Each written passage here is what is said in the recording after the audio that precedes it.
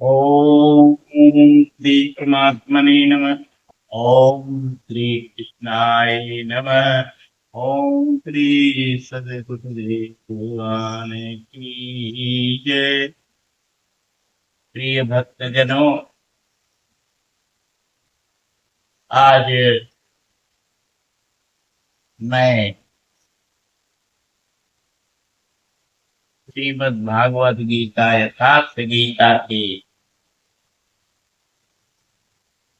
16वें अध्याय का वर्णन करूंगा। इसे आप ध्यान पूर्वक सुने।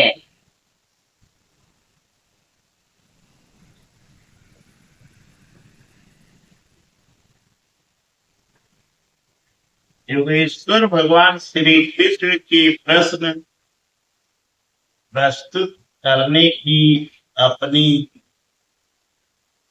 विशिष्ट शैली है। पहले वे प्रकरण की विशेषताओं का उल्लेख करते हैं, जिससे पुरुष उसकी ओर आकर्षित हो। तत्पश्चात वे उस प्रकरण को स्पष्ट करते हैं। उदाहरण के लिए कर्म को ले लें। उन्होंने दूसरे अध्याय में ही प्रेरणा दी कि हे अर्जुन, कर्म करो। तीसरे अध्याय में उन्होंने इंगित किया कि निर्धारित कर्म को करो। अब निर्धारित कर्म क्या है, तो बताया कि यज्ञ की प्रक्रिया ही कर्म है। फिर उन्होंने यज्ञ का स्वरूप न बताकर पहले बताया कि यज्ञ आया कहां से और देता क्या है। चौथे अध्याय में 13-14 विधियों से यज्ञ का स्वरूप स्पष्ट किया, जिसको कर्म करना है।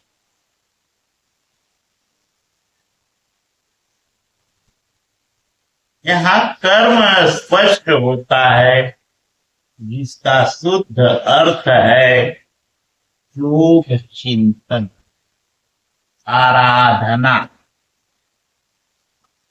जो मन और इंद्रियों की क्रिया से संपन्न होता है। इसी प्रकार उन्होंने अध्याय 9 में दैवी और आसुरी संपद का नाम लिया। उनकी विशेषताओं पर बल दिया कि हे अर्जुन, आसुरी स्वभाव वाले मुझे तुच्छ कहकर पुकारते हैं।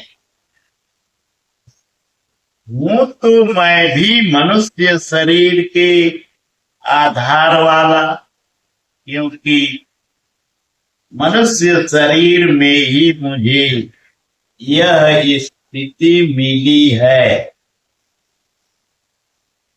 किंतु आसुरी स्वभाव वाले, मूढ़ स्वभाव वाले मुझे नहीं भजते।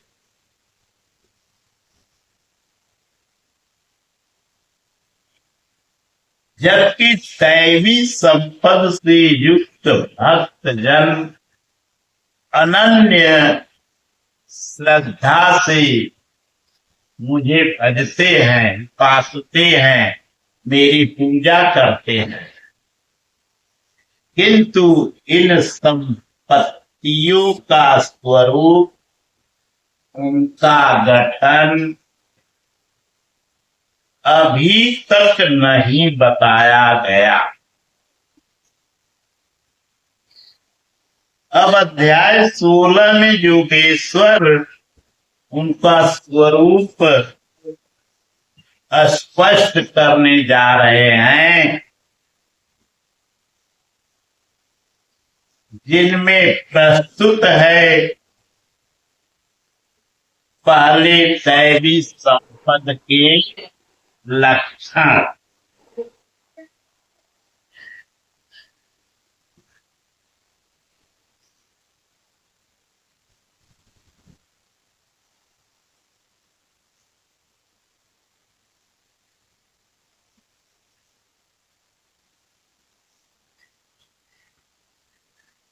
अब श्लोक नंबर 1 में देखें, श्री भगवानुवाच अभयं सत्त्वसंशुद्धिर्ज्ञानयोगव्यवस्थितिः दानं दमश्च स्वाध्यायस्तपयार्जवम्। भय का सर्वथा अभाव, अंतःकरण की शुद्धता, तत्व ज्ञान के लिए ध्यान में दृढ़ स्थिति अथवा निरंतर लगन, सर्वस्व का समर्पण,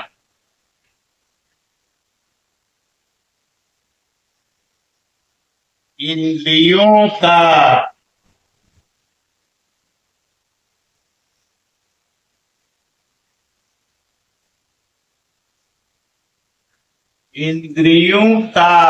भली प्रकार दमन, यज्ञ का आचरण, जैसा स्वयं श्री कृष्ण ने अध्याय 4 में बताया है। संयमाग्नि में हवन, इंद्रियाग्नि में हवन, प्राणायाम में हवन और अंत में ज्ञानाग्नि में हवन, अर्थात आराधना की प्रक्रिया जो केवल मन और इंद्रियों की अंतः क्रिया से संपन्न होती है। 3 जौ, वेदी इत्यादि सामग्रियों से होने वाले यज्ञ का इस गीतोक्त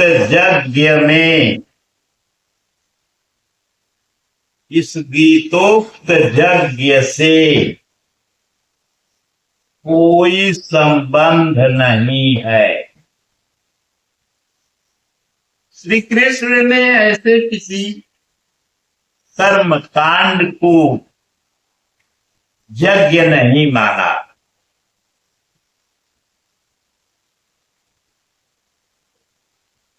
स्वाध्याय अर्थात स्वरूप की ओर अग्रसर कराने वाला अध्ययन, तप अर्थात मन सहित इंद्रियों को इष्ट के अनुरूप ढालना तथा आर्जवम शरीर और इंद्रियों सहित अंतःकरण की सरलता। श्लोक नंबर 3 में देखें, अहिंसा सत्यम क्रोध त्याग शांतिर्पैशुनम दया भूतेष्वलोक्त्वं मार्दवमभिरचापलम्। अहिंसा अर्थात आत्मा का उद्धार, आत्मा को अधोगति में पहुंचाना ही हिंसा है। हिंसा वही है जहाँ आत्मा को आप अधोगति में पहुंचा दिए, वही हिंसा। श्री कृष्ण कहते हैं, यदि मैं सावधान होकर कर्म में न बरतूं तो इस संपूर्ण प्रजा का हनन करने वाला और वर्ण संकर का कर्ता हूं। आत्मा का शुद्ध वर्ण है परमात्मा, उसका प्रकृति में भटकना वर्ण संकर है। आत्मा की हिंसा और आत्मा का उद्धार ही अहिंसा है। सत्य का अर्थ यथार्थ और प्रिय भाषण नहीं है। आप कहते हैं कि यह वस्त्र हमारा है, तो क्या आप सच बोलते हैं? इससे बड़ा झूठ और क्या होगा? जब शरीर आपका नहीं है, नश्वर है, तो इसे ढाकने का वस्त्र तब आपका है। वस्तुतः यह सत्य का स्वरूप योगेश्वर ने स्वयं बताया है कि हे अर्जुन, सत्य वस्तु का तीनों कालों में कभी अभाव नहीं है। यह आत्मा ही सत्य है, यही परम सत्य है। इस सत्य पर दृष्टि रखना।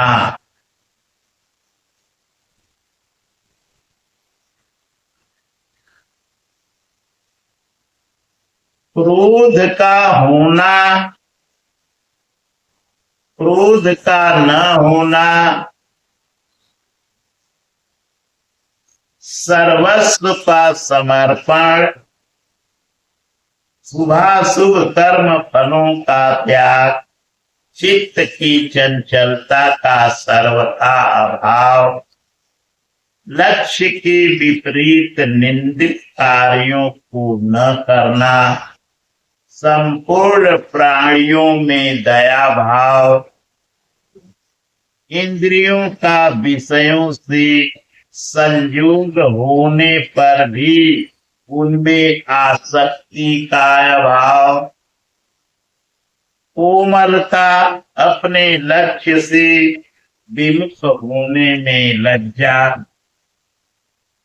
व्यर्थ की चेष्टाओं का अभाव तथा श्लोक नंबर 3 में देखें, तेज क्षमा धृति शौचम द्रोहो नायतिमानिता भवन्ति संपदं दैवीमभिजातस्य भारत। ओम श्री सद्गुरुदेव भगवान की जय। तेज जो एकमात्र ईश्वर में है, उसके तेज से जो कार्य करता है, महात्मा बुद्ध की दृष्टि पड़ते ही अंगुली माल के विचार बदल गए। यह उस तेज का ही परिणाम था जिससे कल्याण का सृजन होता है, जो बुद्ध में था। क्षमा, धैर्य, शुद्धि, किसी में शत्रु भाव का न होना, अपने में पूज्यता के भाव का सर्वथा अभाव, यह सब तो हे अर्जुन दैवी संपत्ति को प्राप्त पुरुष के लक्षण हैं। इस प्रकार कुल 26 लक्षण बताए, जो सब के सब तो साधना में परिपक्व अवस्था वाले पुरुष में संभव है। परिपक्व अवस्था वाले पुरुष में संभव हैं और आंशिक रूप में आप में भी निश्चित है, तथा आसुरी संपद से आप लाभित मनुष्यों में भी ये गुण हैं, किंतु प्रसुप्त रहते हैं। तभी तो घोर पापी को भी कल्याण का अधिकार है।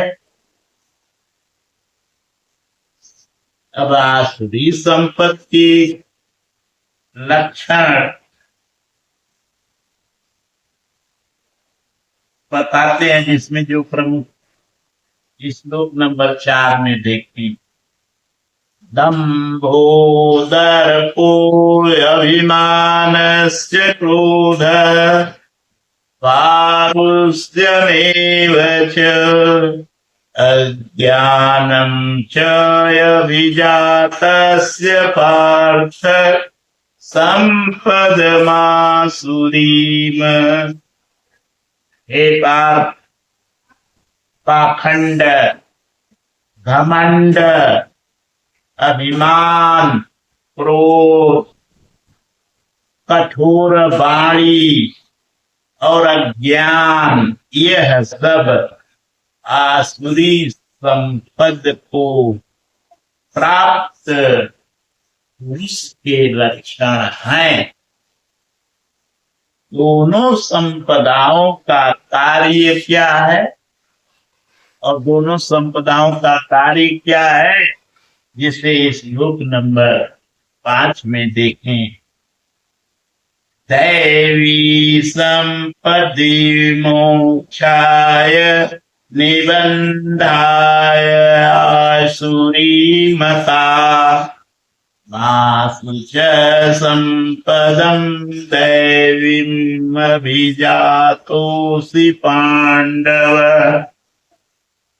इन दोनों प्रकार की संपदाओं में से दैवी संपद तो विमोक्षाय विशेष मोक्ष के लिए है और आसुरी संपदा बंधन के लिए मानी गई है। हे अर्जुन, तू शोक मत करो, क्योंकि दैवी संपदा को प्राप्त हुआ है, विशेष मुक्ति को प्राप्त होगा, अर्थात मुझे प्राप्त होगा। ये संपदाएं रहती कहाँ है, इसे भगवान के मुखारविंद से आप श्लोक नंबर 6 में देखें। ओम श्री सुखदेव भगवान की जय। द्वौ भूत सर्गौ लोके अस्मिन् दैव आसुर एव च दैवो विस्तरशः प्रोक्त आसुरं पार्थ मे शृणु। हे अर्जुन, इस लोक में भूतों के स्वभाव 2 प्रकार के होते हैं, देवों के जैसा और असुरों के जैसा। ये दोनों भूत बाटन, एक देव की तरह से और एक असुर की तरह से। जब हृदय में दैवी संपद कार्य रूप ले लेती है तो मनुष्य ही देवता है, और जब आसुरी संपद का बाहुल्य हो तो मनुष्य ही असुर है। सृष्टि में ये 2 ही जातियां हैं, बाकी कोई जातिवादी कुछ नहीं है। वह चाहे अरब में पैदा हुआ हो, चाहे भारत में पैदा हुआ हो,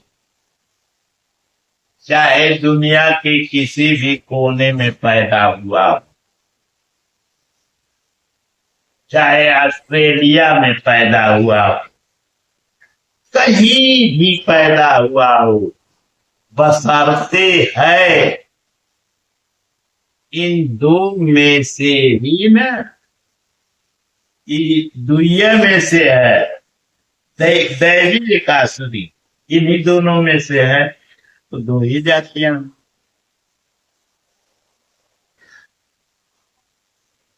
अभी तक देवों का स्वभाव ही विस्तार से कहा गया। अब असुरों के स्वभाव को मुझसे विस्तार पूर्वक सुनो कि असुरों का स्वभाव क्या है। अब आप श्लोक नंबर 7 श्रीमद् भागवत गीता के अध्याय 16वें के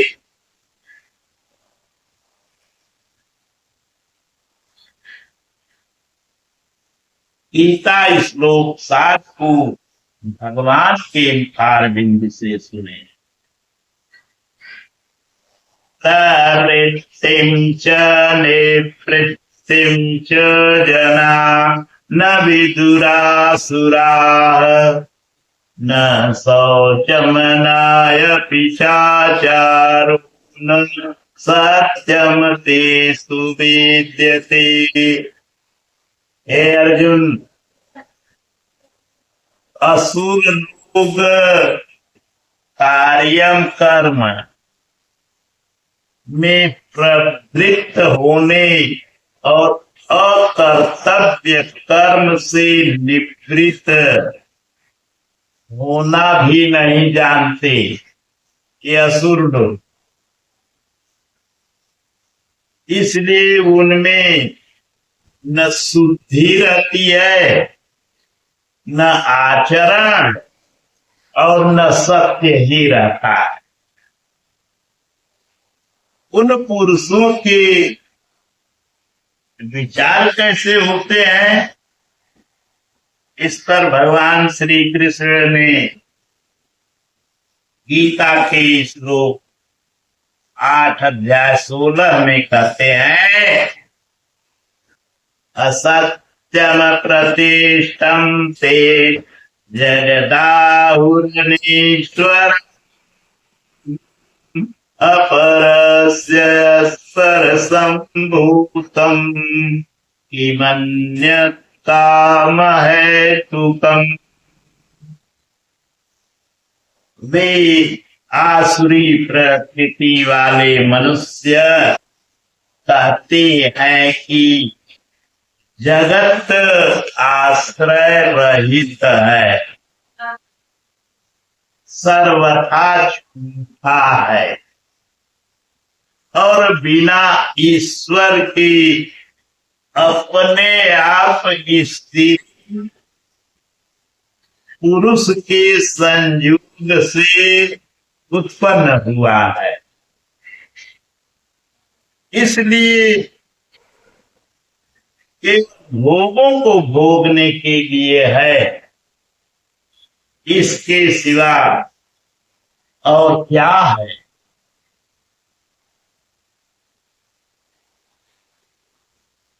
श्लोक नंबर 9 में देखिए, भगवान आगे बताते हैं, एतामदिष्टिमवष्टभ्य नष्टात्मानोऽल्पबुद्धयः प्रभवन्त्युग्रकर्माणः क्षया जगतो वहिताः। इस मिथ्या दृष्टिकोण के अवलंबन से जिनका स्वभाव नष्ट हो चुका है, वे मंद बुद्धि, अपकारी, क्रूर कर्मी मनुष्य केवल जगत का नाश करने के लिए ही उत्पन्न होते हैं। आगे श्लोक नंबर 10 में देखें। काममाश्रित्य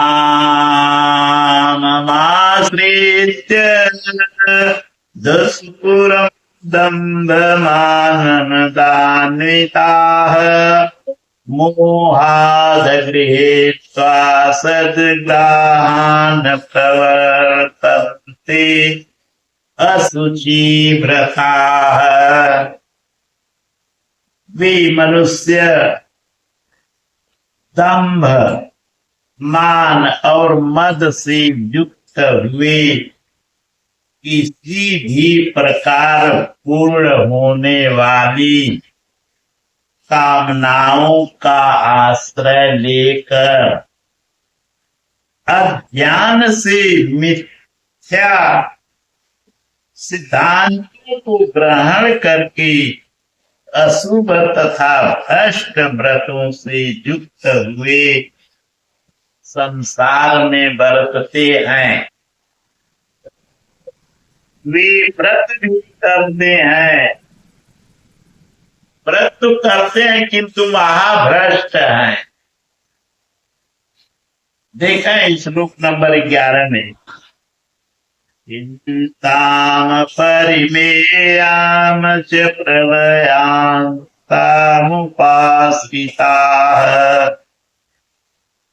कामोपभोग परमायितावत् विदिति निश्चिताः।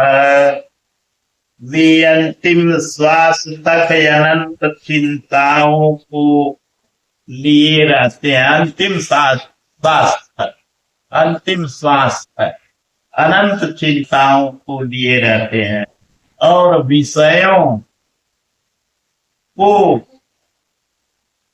भोगने में तत्पर वे बस इतना ही आनंद है ऐसा मानते हैं। सोचते हैं कि बस इतने आनंद बार और आगे कुछ बाय ना, कोई में मस्त। उनकी मान्यता रहती है कि जितना हो सके भोग संग्रह करो, इसके आगे कुछ है नहीं। आगे श्लोक नंबर 12 में देखें।